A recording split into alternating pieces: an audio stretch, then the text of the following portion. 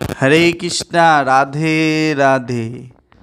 বলছে আমাদের শাস্ত্রে যে এই মানব জীবন পেতে গেলে আমাদের 84 লক্ষ যোনি পার করতে হয়।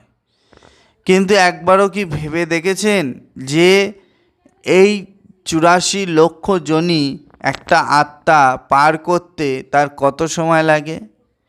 100 কোটি বছর সময় লাগে। 100 কোটি বছর সময় লাগে। আর এই সত্যযুগ, ত্রেতাযুগ, দ্বাপর যুগ ও কলিযুগ, এই 4টে যুগ মিলে 43 লাখ বছর হয়। সুতরাং আমাদেরকে 220 বার এই কলিযুগ পার করে তারপরে এই আমাদের মানব জীবন পাওয়া যায়, মোক্ষ লাভের সুযোগ পাওয়া যায়।